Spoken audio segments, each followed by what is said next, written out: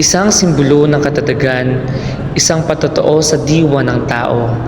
Ang mga mabentang sampagita, kasama ang kanilang walang sawang dedikasyon, ay naging isang mahalagang bahagi ng ating urbanong tanawin. Sumali ka sa amin habang pinupuri natin ang kanilang di natitinag na diwa at ang kanilang mahalagang kontribusyon sa ating lipunan.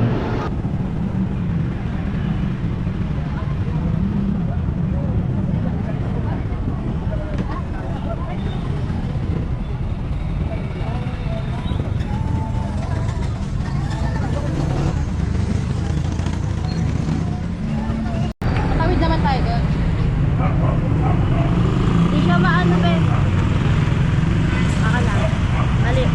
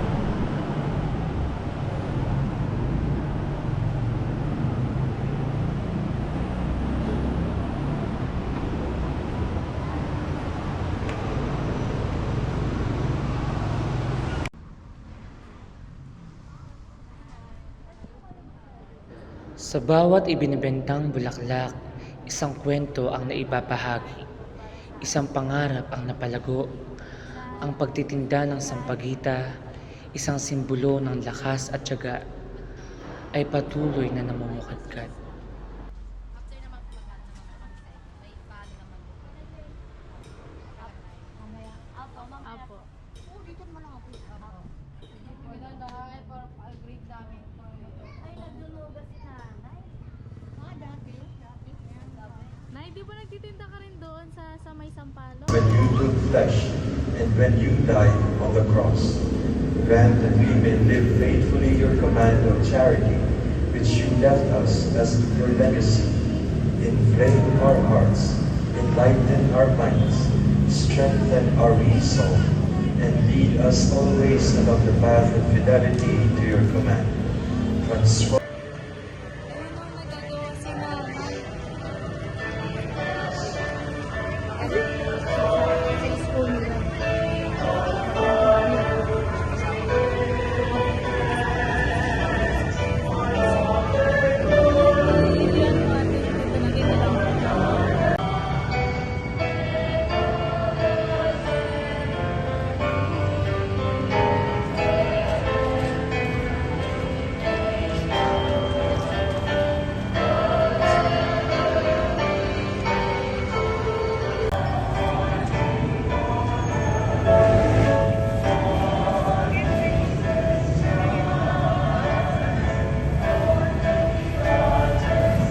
Maganda naman ito, iPhone. Kaya ka naman sa pagagawa pa.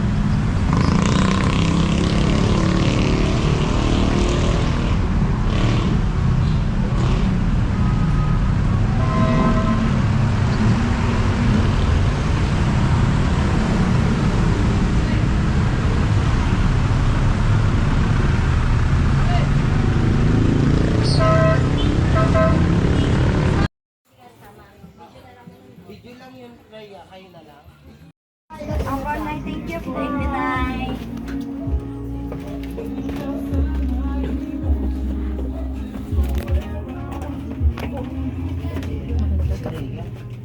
Ha?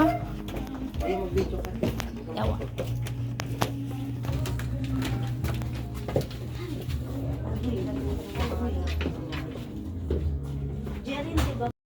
at makasalahan sa ikapagkatawan ng mga kasalanan. Gawin niyo ito bilang pag-alaala sa akin. Kung ito ang mangyayari, palalakasin niya ang inyong loob.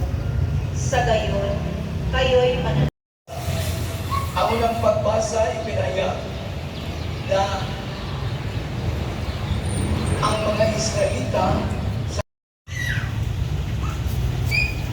Pagbasa mula sa unang sulat ni Apostol San Pablo sa mga taga-Tesalonica. Mga kapatid, palaguin nawa ang pag-alabi ng Panginoon at iyong pag-ibig sa isa't isa. Sa mabuti ang tuon at makatarungan sa mga salari, turo at patnubay. Sa mababang loob, siya yaong gabay at nagtuturo ng kanyang kalooban. Sa iyo ako'y tumatawag, Poong Diyos na nagligtas. Tapat ang pag-ibig. ang unang pagbasa ipinahayag na ang ating sa kanyang pagdating tayo naghihintay. Lubos tayong nagalak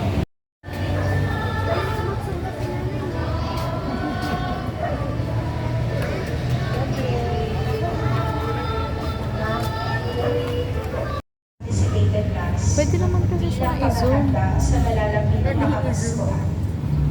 Kaya ko Ngayong nawa. taong ipagdiriwang ang dating ng kapistahan ng kalinis-linisang pag-ibig sa mahal na Birheng Maria.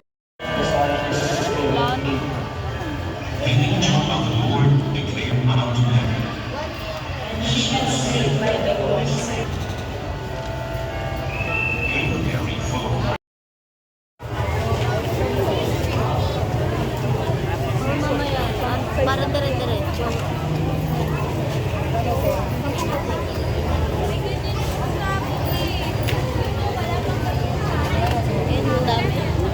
Holy Mary, Mother of God, pray for us sinners, now and at the hour of our death. Amen. Behold, the handmaid of the Lord. Be it done unto me. As it was in the beginning, is now, and will be forever.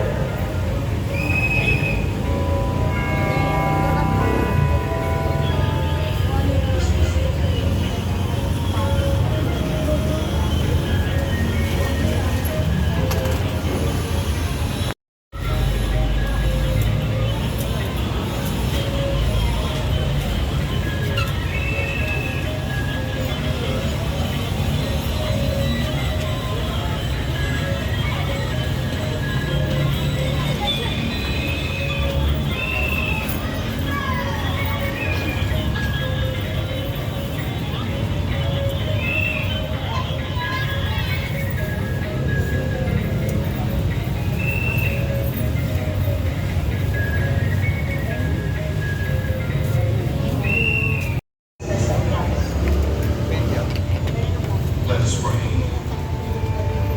Lord, we beseech you, O Lord, your grace to all. Blessed are you among women, and blessed is the fruit of your womb, Jesus. Kaya namin alaman yung bahay niyo. Punta tayo doon kay Ate Jess. Ate, kilala niyo po sa Ate Pangga? Ito mo kasama mo itong mga maganda doon sila sa... Video po na nakita mo na. Nag-ano kasi ako na kaya hindi ako nakaprogram. Sa ako bantay sa tindahan. Dito mo na yan. Ano na po yung ano nyo, yung parang, ano bang tawag nyo? Yung parang ano yun, anong maipapayo nyo sa mga bagong nagtitinda ng sampagita para tumagal sila sa pagbebenta? Mabayo ko lang siya. Tsaka siya, magtsaka para may nilaga. Ay, Di ba ganun lang yun? Opo. Siyempre, yun lang. Ay, kailangan talaga magsikap. Alangan sabihin mo nga, huwag ka na magkindada, kaya akin na dito. Hindi naman. Ano po, sa pagtitinda ng sampagita, may nakita na po ba kayong mas bata, mas matanda, o parang gano'n? Yung mga madama-dama, dati mayroon dito na tayo. Dati kasama ko.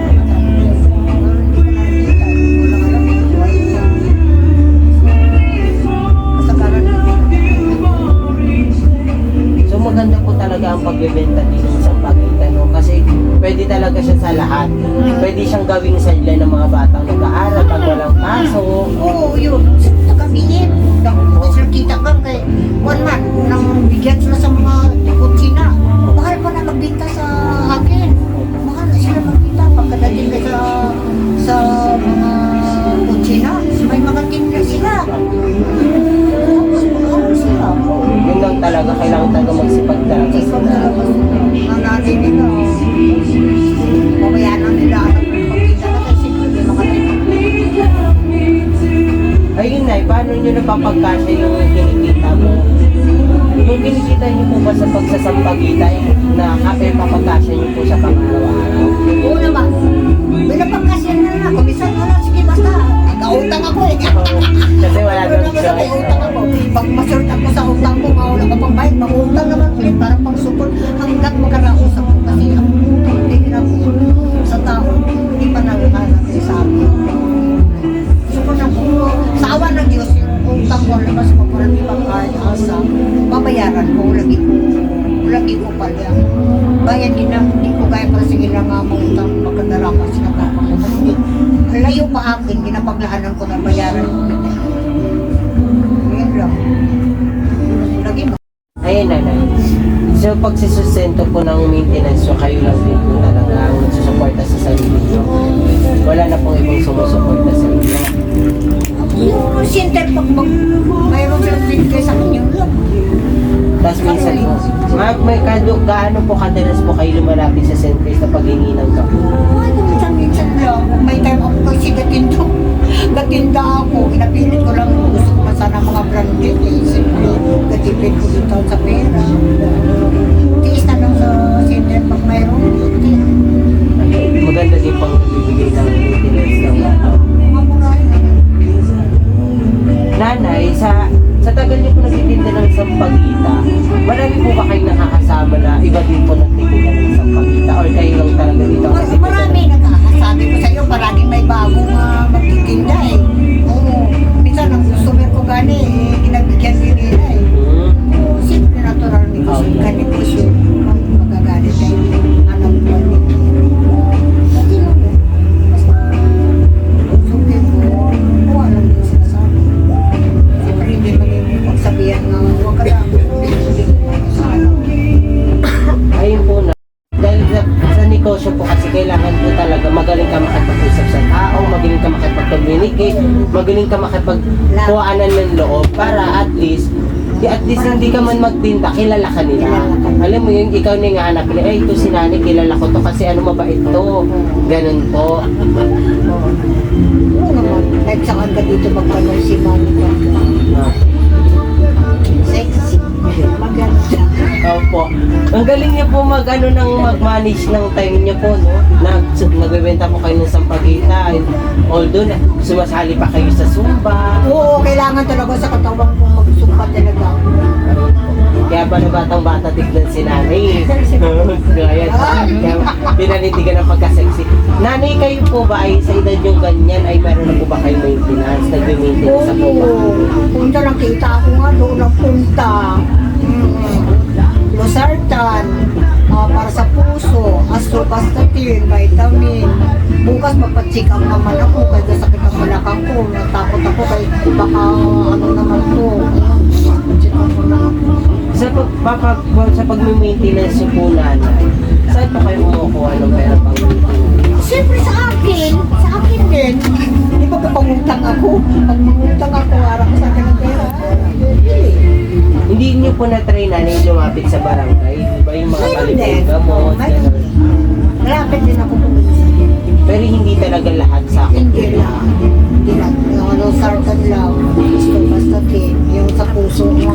hard nga, wala na. So ikaw lang talaga nanay, nagkaano sa sarili mo, nagsasasabi. Sikap-sikap lang din. Ay, Sampalok, ang schedule ko, ang ruta ko, Sampalok, Pasview, sa Cebu. ayun yung malapit lang po talaga. Malapit lang dito. Hindi ko na kaya, ang Dilarama, binitawag ko na kaya, hindi ko na kaya sa... Ayun, sobrang dami niyo pa talagang sukay dahil ang dami niyo po. Hindi naman tayo dami kasi marami kami. Halos may, palagi may magdagdag ang mga nagabibita. Ayun po nay, sa tagal niyo po nagbebenta ng sampagita and sa dami niyo pong pinagdaanan, ano po yung pwede niyo po sa amin ibahaging motivation kung paano niyo po nilampasan yung mga pagsubok na yun? Parang hindi ko makikita. Ayun po, yung parang kung ano po yung maipapayo niyo sa amin para masolusyonan yung ganung problema pag nasa down ka or madami kang problema, kung paano mo siya susolusyonan. Ang maano ko lang, mag-gate ko, mag-aral lang kayo mabuti para makatapos kayo. Hindi kayo makagaya-gaya sa akin na magtinda-tinda ng sampagita, di ba?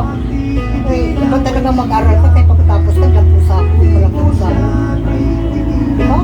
Alam, tama din. Tsaka magsipag din po nanay. Kasi kayo po nanay, so masipag po. Sipag at tiyaga. Kahit kunti na Tsaka ano po nanay, nakikip ko din po sa inyo yung pagiging kanila na nakauwi na kayo, ganun. Or nagkaroon na kayo ng pamilya dito, paano niyo po sinabi sa mga anak niyo? wala lang. Alam mo nila ganito nga naka-asawa ako. Kumbaga, kumbaga accept na nila ganito ako. Siyempre nila mapigilan ako dito. Ayun po. Sa pagbebenta niyo po ng sagpagita, kailan po yung madalas na malakas yung benta? Kailan po yung Ay, yung malimitan? pagpapalakas ang bita, linggo lang ito ba? Kaya pag linggo, yung hindi iba ka sumba ako, sumba ako. Pag linggo, di magsalig sumba ko. Siyempre, yan ang talaga ang medyo malakas ang sa akin na kanina. Kasi pag ibang araw, utang man, di mabawi ako puhunan. Di mabawi ako puhunan. Kaya ang linggo, ako ang araw sa pagkita. Yun talaga yung ano mo na pagbenta. Sa ano po, di ba ang una niyo po is 100 to 150 na nagpakos mo, di ba ang dami po pinagdaanan na pagka galing po sa abroad, pinauwi ka po ng amo mo. Tapos pagdating niyo po dito, parang ayaw niyo po umarap sa pamilya niyo dahil po nahihiya kayo dahil wala na po kayong trabaho. Tapos nakapag-asawa po kayo, tapos ganun din po ang ginagawa sa inyo kasi naanak po kayo. Ano po yung pinagugutan niyo po ng lakas ng loob para po bumangon po? Yan lang, isang kahit ito lang ang buhay ko, ganito lang ginagawa ko. Sabi ko na kayo, kahit alam ko, hindi ko man nasagyan ko, hindi ko uwi ko sa amin. Parang nagtampo-tampo siguro mga anak ko. Hindi naiyak mga sabi ko na, hindi ko na lang magagawa. Kung mayroon ako, pinapadala ko din sila. Alam naman nila nga